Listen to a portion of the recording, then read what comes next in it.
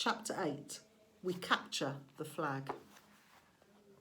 The next few days I settled into a routine that felt almost normal, if you don't count the fact that I was getting lessons from satyrs, nymphs and a centaur. Each morning I took ancient Greek from Annabeth, and we talked about the gods and goddesses in the present tense, which was kind of weird. I discovered Annabeth was right about my dyslexia. Ancient Greek wasn't that hard for me to read, at least no harder than English. After a couple of mornings, I could stumble through a few lines of Homer without too much headache. The rest of the day, I'd rotate through outdoor activities, looking for something I was good at. Shiron tried to teach me archery, but we found out pretty quick that I wasn't any good with a bow and arrow. He didn't complain even when I had to de-snag a stray arrow out of his tail. Foot racing, no good either. The wood nymph instructors left me in the dust. They told me not to worry about it. They'd had centuries of practice running away from lovesick gods, but still, it was a little humiliating to be slower than a tree. And wrestling, forget it. Every time I got on the mat, Clarice would pulverise me. "There's more where that came from, punk," she'd mumble in my ear. The only thing I really excelled at was canoeing, and that wasn't the kind of heroic skill people expected to see from the kid who had beaten the Minotaur. I knew the senior campers and counsellors were watching me, trying to decide who my dad was, but they weren't having an easy time of it. I wasn't as strong as the Aries kid, or as good at archery as the Apollo kids. I didn't have Hephaestus's skill with metalwork, or, gods forbid, Dionysus's way with vine plants. Luke told me I might be a child of Hermes, a kind of jack of all trades, master of none. But I got the feeling he was just trying to make me feel better. He really didn't know what to make of me either. Despite all that, I liked camp. I got used to the morning fog over the beach, the smell of hot strawberry fields in the afternoon, even the weird noises of monsters in the woods at night. I would eat dinner with Cabin 11, scrape part of my meal into the fire, and try to feel some connection with my real dad. Nothing came. Just that warm feeling I'd always had, like the memory of his smile. I tried not to think too much about my mum, but I kept wondering, if gods and monsters were real, if all this magical stuff was possible, surely there was some way to save her, to bring her back. I started to understand Luke's bitterness and how he seemed to resent his father Hermes. So, okay, maybe gods had important things to do, but couldn't they call once in a while, or thunder, or something? Dionysus could make Diet Coke appear out of thin air.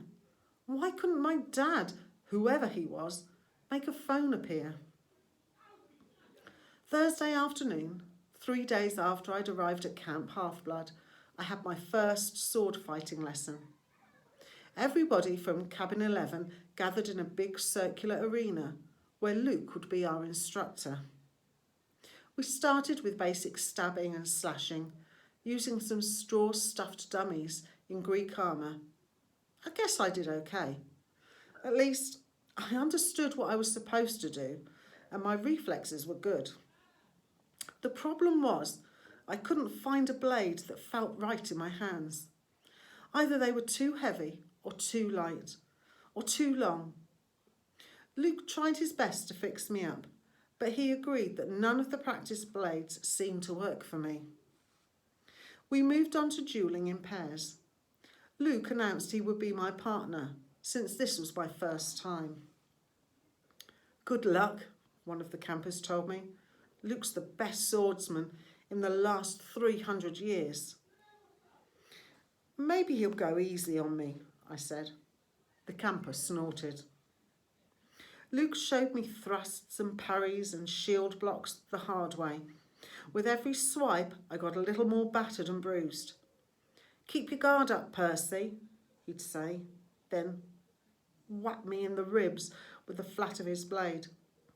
"No, not that far up. What? Lunge, what? Now back, what?"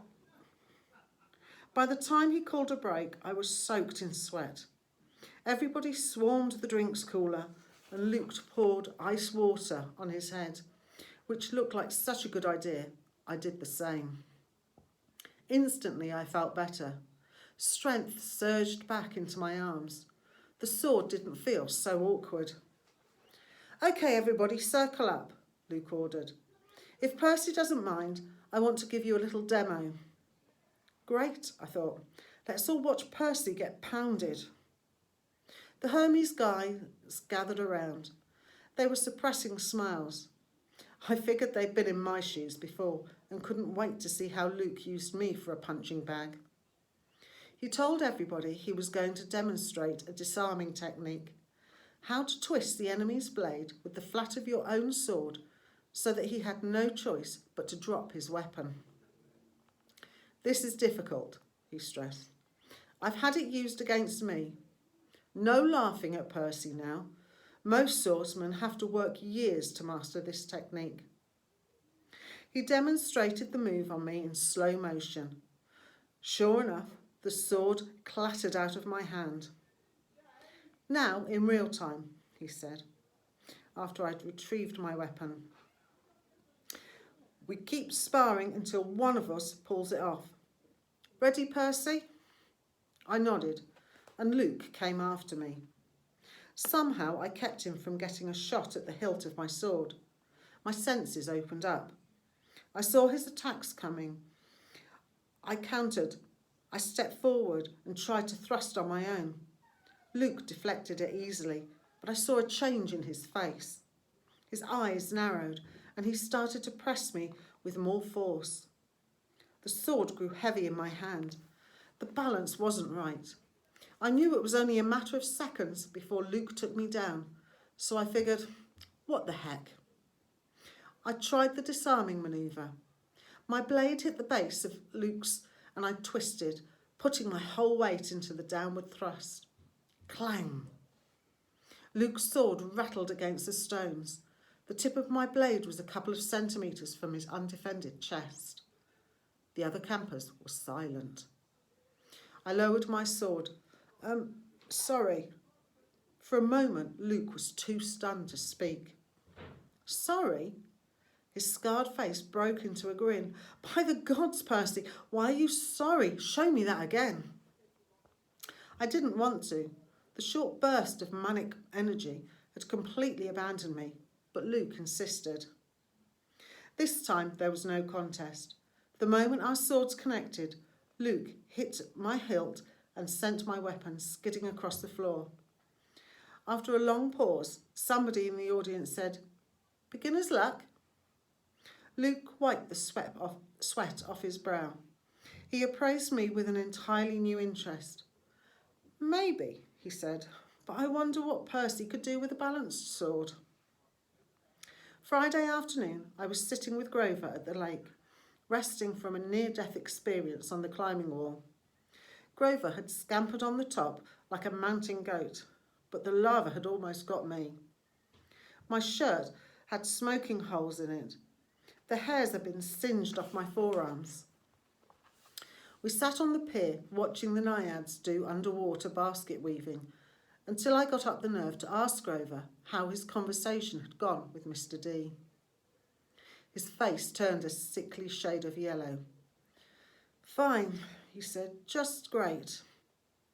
"So your career's still on track?" He glanced at me nervously. "Chiron told you I want a searcher's license?" "Well, no. I had no idea what a searcher's license was, but it didn't seem like the right time to ask." "He just said you had big plans, and that you needed credit for completing a keeper's assignment. So did you get it?" Grover looked down at the naiads. Mr. D suspended judgment. He said I hadn't failed or succeeded with you yet, so our fates were still tied together. If you got a quest and I went along to protect you and we both came back alive, then maybe he'd consider the job complete. My spirits lifted. Well, that's not so bad, right? Ha ha ha. He might as well have transferred me to stable cleaning duty. The chances of you getting a quest, and even if you did, why would you want me along? Of course I'd want you along. Grover stared glumly into the water. Basket weaving. Must be nice to have a useful skill. I tried to reassure him that he had lots of talents, but that just made him look more miserable. We talked about canoeing and swordplay for a while, then debated the pros and cons of the different gods. Finally, I asked him about the 4 empty cabins. Number 8, the silver one, belongs to Artemis, he said. She vowed to be a maiden forever, so of course, no kids. The cabin is, honorary, and if she didn't have one, she'd be mad. Yeah, okay, but the other 3, the ones at the end, are those the big 3? Grover tensed. We were getting close to a touchy subject. No, one of them, number 2, is Hera's, he said. That's another honorary thing. She's the goddess of marriage, so of course she wouldn't go around having affairs with mortals. That's her husband's job. When we say the big 3, we mean the 3 powerful brothers, the sons of Cronus, Zeus, Poseidon and Hades. Right, after the great battle with the Titans, they took over the world from their dad and drew lots to decide who got what. Zeus got the sky, I remembered, Poseidon the sea, and Hades the underworld. Uh-huh. But Hades doesn't have a cabin here. No, he doesn't have a throne on Olympus either. He sort of does his own thing down in the underworld. If he did have a cabin here, Grover shuddered, well, it wouldn't be pleasant. Let's leave it at that. But Zeus and Poseidon, they both had like a bazillion kids in the myths. Why are their cabins empty? Grover shifted his hooves uncomfortably. About 60 years ago, after World War II, the big 3 agreed they wouldn't sire any more heroes. Their children were just too powerful. They were affecting the course of human events too much, causing too much carnage. World War II, that was basically a fight between the sons of Zeus and Poseidon on one side and the sons of Hades on the other. The winning side, Zeus and Poseidon, made Hades swear an oath with them. No more affairs with mortal women. They all swore on the river Styx. Thunder boomed. I said, that's the most serious oath you can make. Grover nodded. And the brothers kept their word. No kids.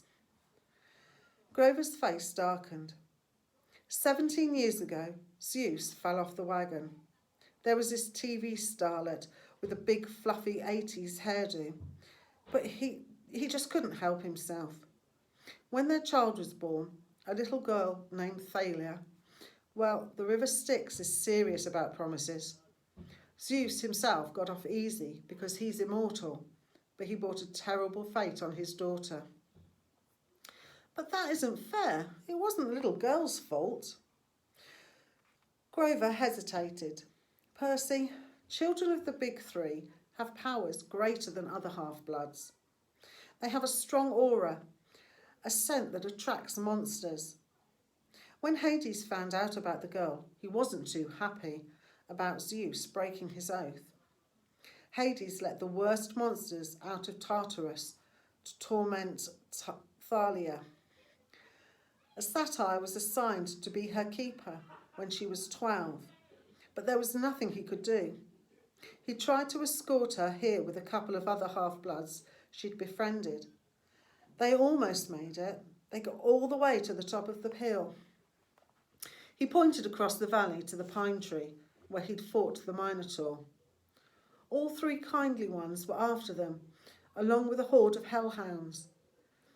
They were about to be overrun when Thalia found her satyr to take the other two half-bloods to safety, while she held off the monsters. She was hounded and tired, and she didn't want to live like a hunted animal. The satyr didn't want to leave her, but he couldn't change her mind, and he had to protect the others. So Thalia made her final stand alone at the top of that hill. As she died, Zeus took pity on her. He turned her into that pine tree. Her spirit still helps protect the borders of the valley. That's why the hill is called Half-Blood Hill. I stared at the pine in the distance. The story made me feel hollow and guilty too. A girl my age had sacrificed herself to save her friends. She had faced a whole army of monsters. Next to that, my victory over the Minotaur didn't seem like much. I'd wondered if I'd acted differently. Could I have saved my mother? Grover, I said, have heroes really gone on quests to the underworld? Sometimes, he said. Orpheus, Hercules, Houdini. And have they ever returned somebody from the dead? No, never. Orpheus came close. Percy, you're not seriously thinking? No, I lied. I was just wondering.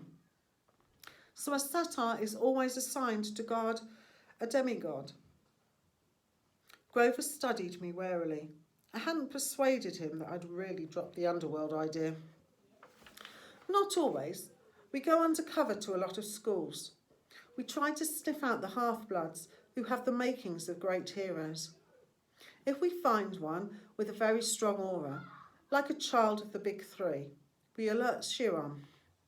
He tries to keep an eye on them, since they could cause really huge problems. And you found me. Chiron said you thought I might be something special. Grover looked as if I'd just led him into a trap. I didn't. Oh, listen, don't think like that. If you were, you'd never, ever be allowed a quest, and I'd never get my license.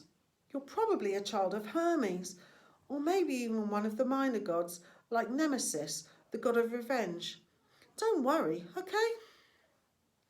I got the idea he was reassuring himself more than me. That night, after dinner, there was a lot more excitement than usual. At last, it was time for Capture the Flag. When the plates were cleared away, the conch horn sounded, and we all stood at our tables. Campers yelled and cheered as Annabeth and two of her siblings ran into the pavilion carrying a silk banner.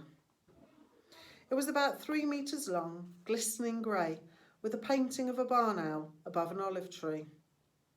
From the opposite side of the pavilion, Clarice and her buddies ran in with another banner of identical size, but gaudy red, painted with a bloody spear and a boar's head. I turned to Luke, who yelled over the noise. Those are the flags? Yeah. Ares and Athena always lead the teams. Not always, he said, but often.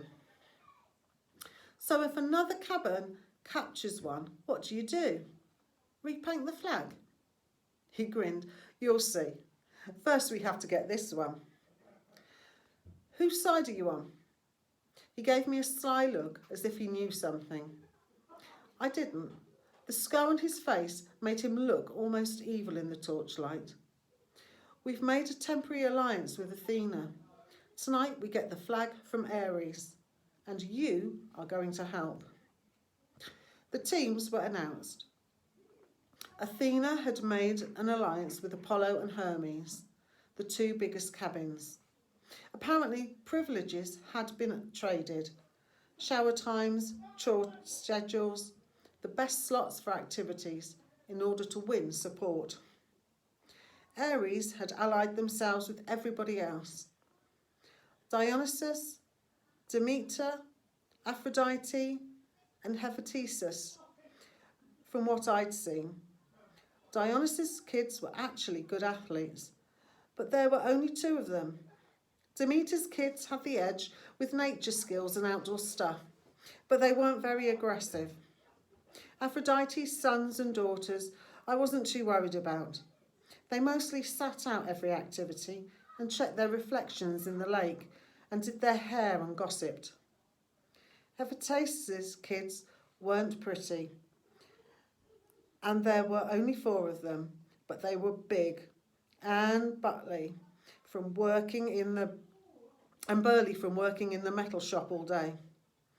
They might be a problem. That, of course, left Ares' cabin, a dozen of the biggest, ugliest, meanest kids on Long Island or anywhere else on the planet. Chiron hammered his hoof on the marble.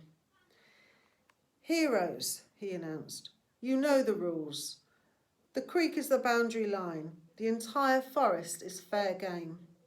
All magic items are allowed. The banner must be prominently displayed and have no more than 2 guards. Prisoners may be disarmed, but may not be bound or gagged. No killing or maiming is allowed. I will serve as referee and battlefield medic. Arm yourselves." He spread his hands and the tables were suddenly covered with equipment, helmets, bronze swords, spears, oxide shields, coated in metal. "Whoa," I said. "We're really supposed to use these?" Luke looked at me as if I were crazy. "Unless you want to get skewered by your friends in cabin 5. Here." Chiron thought these would fit. "You'll be on border patrol." My shield was the size of an NBA backboard with a big cordaceous in the middle. It weighed about 1,000,000 pounds. I could have snowboarded on it fine, but I hope nobody seriously expected me to run fast. My helmet, like all the helmets on Athena's side, had a blue horsehair plume on top. Ares and their allies had red plumes. Annabeth yelled, "Blue team, forward!" We cheered and shook our swords and followed her down the path of the south woods. The red team yelled taunts at us as they headed off towards the north. I managed to catch up with Annabeth without tripping over my equipment. "Hey," she kept marching. "So what's the plan?" I asked. "Got any magic items you can loan me?" Her hand drifted towards her pocket, as if she were afraid I'd stolen something. "Just watch Clarissa's spear," she said. "You don't want that thing touching you. Otherwise, don't worry. We'll take the banner for Ares. Has Luke given you your job?" "Border patrol, whatever that means. It's easy. Stand by the creek, keep the Reds away, leave the rest to me. Athena always has a plan." She pushed ahead, leaving me in the dust. "Okay," I mumbled. "Glad you wanted me on your team." It was a warm, sticky night. The woods were dark, with fireflies popping in and out of view.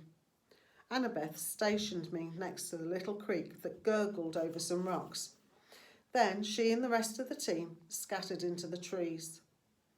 Standing there alone, with my big blue feathered helmet and my huge shield, I felt like an idiot. The bronze sword, like all of the swords I'd tried so far, seemed balanced wrong. The leather grip pulled on my hand like a bowling ball. There was no way anybody could actually attack me. Would they? I mean, Olympus had to have liability issues, right? Far away, the conch horn blew. I heard whoops and yowls in the woods, the clanking of metal, kids fighting. A blue-plumed ally from Apollo raced past me like a deer, leapt through the creek and disappeared into enemy territory. Great, I thought. I'll miss all the fun, as usual. Then I heard a sound that sent a chill up my spine, a low canine growl somewhere close by. I raised my shield instinctively. I had the feeling something was stalking me. Then the growling stopped. I felt the presence retreating. On the other side of the creek, the underbush exploded. 5 Aries warriors came yelling and screaming out of the dark. "Cream the punk!" Clarice screamed. Her ugly pig eyes glared through the slits of her helmet.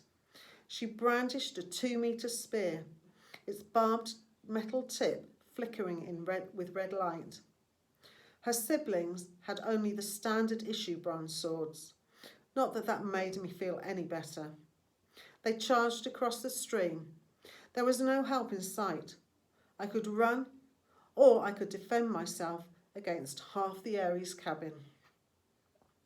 I managed to sidestep the first kid's swing, but these guys were not as stupid as Minotaurs. They surrounded me, and Clarice thrust at me with her spear. My shield deflected the point, but I felt a painful tingling all over my body. My hair stood on end. My shield arm went numb, and the air burned. Electricity. Her stupid spear was electric. I fell back. Another Aries guy slammed me in the chest with the butt of his sword, and I hit the dirt. They could have kicked me into jelly, but they were too busy laughing. "Give him a haircut," Clarice said. "Grab his hair." I managed to get to my feet. I raised my sword, but Clarice slammed it aside with her spear as sparks flew. Now both my arms felt numb. "Oh, wow," Clarice said. "I'm scared of this guy, really scared." "The flag is that way," I told her. I wanted to sound angry, but I was afraid it didn't come out that way. "Yeah," one of her siblings said. "But see, we don't care about the flag. We care about a guy who made our cabin look stupid." "You do that without any help," I told them. It probably wasn't the smartest thing to say.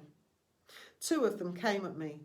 I backed up towards the creek, tried to raise my shield, but Clarice was too fast. Her spear struck me straight in the ribs. If I hadn't been wearing an armour breastplate, I would have been shish kebabbed. As it was, the electric point just about shot my teeth out of my mouth. One of her cabin mates slashed his sword against my arm, leaving a good-sized cut. Seeing my own blood made me dizzy, warm and cold at the same time. "No maiming," I managed to say. "Oops," the guy said. "Guess I lost my dessert privilege." He pushed me into the creek and I landed with a splash. They all laughed. I figured as soon as they were through being amused, I would die. But then something happened. The water seemed to wake up my senses, as if I just had a bag of my mum's double espresso jelly beans. Clarice and her cabin mates came into the creek to get me, but I stood to meet them. I knew what to do. I swung the flat of my sword against the first guy's head and knocked his helmet clean off. I hit him so hard I could see his eyes vibrating as he crumpled into the water. Ugly number 2 and ugly number 3 came at me. I slammed one of them in the face with my shield and used my sword to shear off the other guy's horsehair plume. Both of them backed up quick. Ugly number 4 didn't look really anxious to attack, but Clarice kept coming, the point of her spear crackling with energy. As soon as she thrust, I caught the shaft between the edge of my shield and my sword, and I snapped it like a twig. "Ah!" she screamed. "You idiot! You corpse-breath worm!" She probably would have said worse, but I smacked her between the eyes with my sword butt and sent her stumbling backwards out of the creek. Then I heard yelling, elated screams, and I saw Luke racing towards the boundary line with the red team's banner lifted high. He was flanked by a couple of Hermes guys covering his retreat and a few Apollos behind them, fighting off the Hephaestus kids. The Aries folk got up and Clarice muttered a dazed curse. "A trick," she shouted. "It was a trick." They staggered after Luke, but it was too late.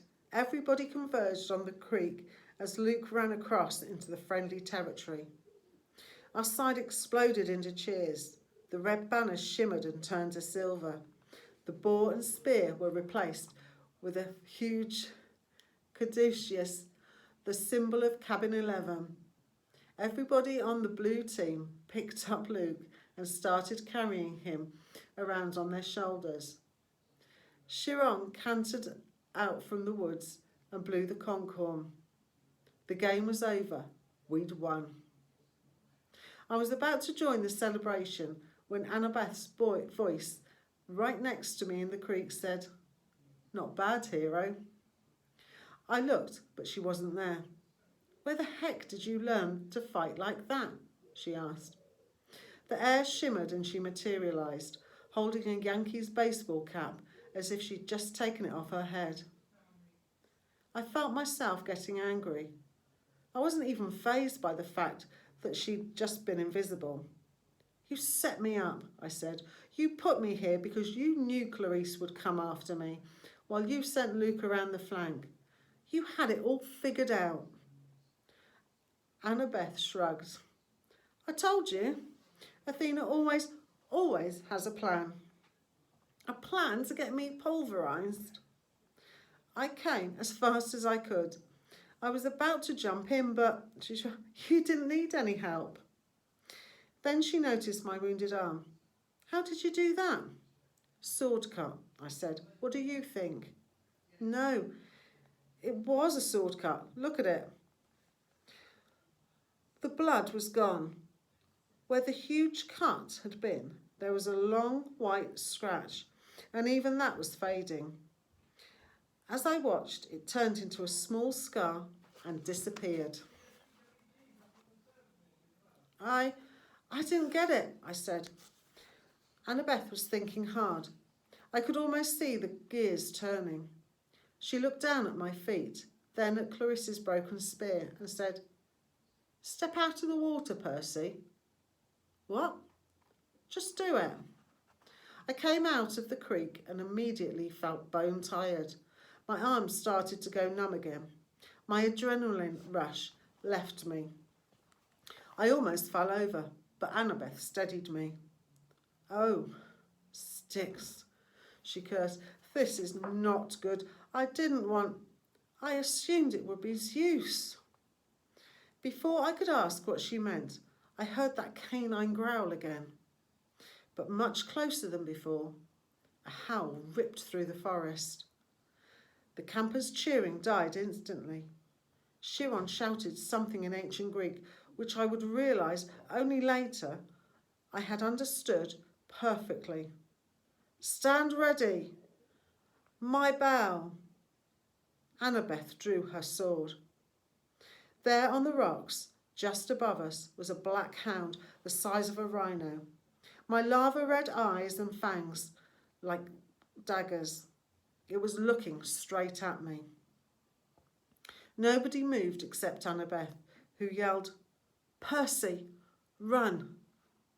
She tried to step in front of me, but the hound was too fast. It leaped over her, an enormous shadow with teeth, and just as it hit me, as I stumbled backwards and felt its razor-sharp claws ripping through my armour, there was a cascade of thwacking sounds, like 40 pieces of paper being ripped one after the other. From the hound's neck sprouted a cluster of arrows. The monster fell dead at my feet. By some miracle, I was still alive. I didn't want to look underneath the ruins of my shredded armour. My chest felt warm and wet, and I knew I was badly cut. Another second and the monster would have turned me into 50 kilograms of delicatessen meat. Chiron trotted up next to us, a bow in his hand, his face grim. "De immortales," Annabeth said. "That's a hellhound from the fields of punishment. They're not supposed to." "Someone summoned it," Chiron said. "Someone inside the camp." Luke came over, the banner in his hand forgotten, his moment of glory gone. Clarice yelled, "It's all Percy's fault. Percy summoned it." "Be quiet, child," Chiron told her. We watched the body of the hellhound melt into shadow, soaking into the ground until it disappeared. "You're wounded," Annabeth told me. "Quick, Percy, get in the water." "I'm okay." "No, you're not," she said. "Chiron, watch this." I was too tired to argue. I stepped back into the creek, the whole camp gathering around me. Instantly I felt better. I could feel the cuts on my chest closing up. Some of the campers gasped. "Look, I don't know why," I said, trying to apologise. "I'm sorry." But they weren't watching my wounds heal. They were staring at something above my head. "Percy," Annabeth said, pointing. By the time I looked up, the sign was already fading. But I could still make out the hologram of green light, spinning and gleaming. A 3-tipped spear, a trident. "Your father," Annabeth murmured. "This is really not good." "It is determined," Chiron announced. All around me, campers started kneeling, even the Aries cabin, though they didn't look happy about it. "My father?" I asked, completely bewildered. "Poseidon," said Chiron. "Earth shaker, stormbringer, father of horses, hail, Perseus Jackson, son of the sea god." See you tomorrow for chapter 9.